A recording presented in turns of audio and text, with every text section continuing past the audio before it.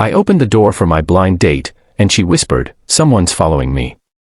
The night began with a knock that felt louder than it should have, the kind that rattles more than wooden hinges, the kind that reaches straight into your chest and squeezes. When I opened the door, the woman standing on my porch was shaking, her eyes darting past my shoulder into the darkness of the quiet Ohio street, her breath shallow like she had been running from something that still hadn't stopped chasing her. Before I could even say a word, before I could smile or introduce myself or pretend this was a normal beginning, she leaned in close and told me, barely moving her lips, that someone had been following her.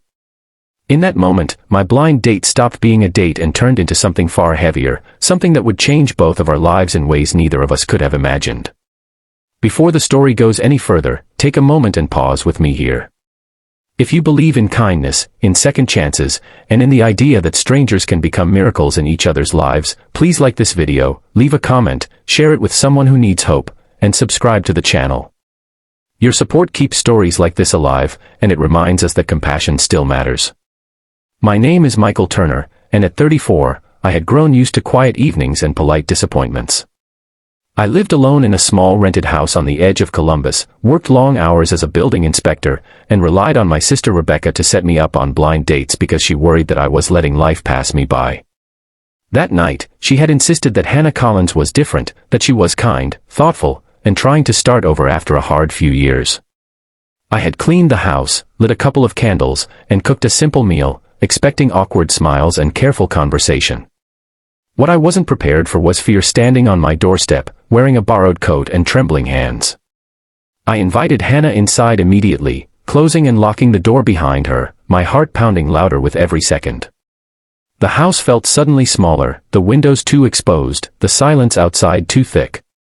Hannah explained in broken breaths that she had noticed a man a few blocks away, that he seemed to slow when she slowed, stop when she stopped, and disappear just long enough to make her doubt herself. By the time she reached my street, her instincts were screaming, and she had run the last stretch, praying that whoever I was would be safe. I didn't question her, didn't dismiss her fear as nerves or imagination. I had seen fear before, real fear, the kind that lives in the eyes and doesn't need proof. We turned off the lights and sat quietly for a moment, listening. Outside, the neighborhood was still, streetlights casting long shadows over parked cars and empty sidewalks. After a while, Hannah began to calm, her shoulders lowering inch by inch as the adrenaline drained away. She told me about her life in careful pieces, how she had moved back to Ohio after a painful divorce in Texas, how trust didn't come easily anymore, and how she often felt like she was always looking over her shoulder even when nothing was there. I listened more than I spoke, realizing that this night wasn't about impressing anyone, but about being present.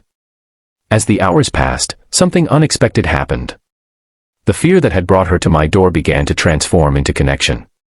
We talked about faith, about the quiet ways God sometimes speaks through other people, about how broken paths can still lead somewhere beautiful. Hannah shared that her father, Thomas, had taught her to pray whenever she felt lost, and that sometimes prayer was the only thing that kept her standing. I shared my own struggles, the loneliness I rarely admitted, the feeling that I was meant for more than routine and solitude. Somewhere between the uneaten dessert and the ticking of the kitchen clock, the blind date turned into something real. Just when we started to relax, the motion sensor light outside flickered on. Both of us froze. Through the front window, we saw a figure standing near the sidewalk, half hidden by shadow, not moving, not leaving. My stomach tightened as every protective instinct I had surged forward. I told Hannah to stay back while I stepped onto the porch, my phone already in my hand, ready to call for help. The man was older, his clothes worn, his posture bent like the weight of years had pressed him into the ground. When he saw me, he raised his hands slightly, not in threat but in surrender, and began to explain himself in a shaky voice. He said his name was Jonathan Miller, a veteran who had been living out of his car since his wife passed away and his savings ran dry. He admitted that he had noticed Hannah earlier because she reminded him of his daughter, Ruth, who he hadn't seen in years after his life unraveled. He swore he hadn't meant to scare her, that loneliness had a way of making people linger where they shouldn't. As I listened, I saw not a predator, but a man broken by loss and neglect, someone invisible for so long that he forgot how visible he could be. I called the local non-emergency line anyway, not out of anger, but concern. An officer arrived, spoke gently with Jonathan, and arranged for him to be taken to a nearby shelter that worked with veterans. As the car pulled away, Hannah stood beside me, tears streaming down her face, not from fear this time, but from the overwhelming collision of pain and grace. That night had revealed something raw and real about the world, about how easily people fall through the cracks, and how quickly judgment can blind us to humanity. After everything settled, we sat back inside, the house quiet again but different now, fuller somehow. Hannah admitted that she almost didn't come inside, that years of disappointment had taught her to run instead of trust. I admitted that opening the door had scared me too, but that I was grateful I did.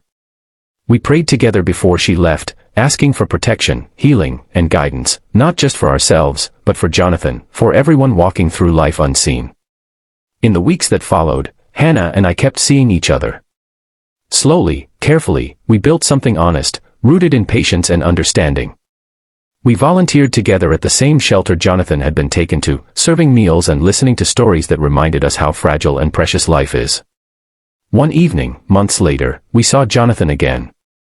He looked healthier, steadier, and when he recognized us, his smile was quiet but full of gratitude.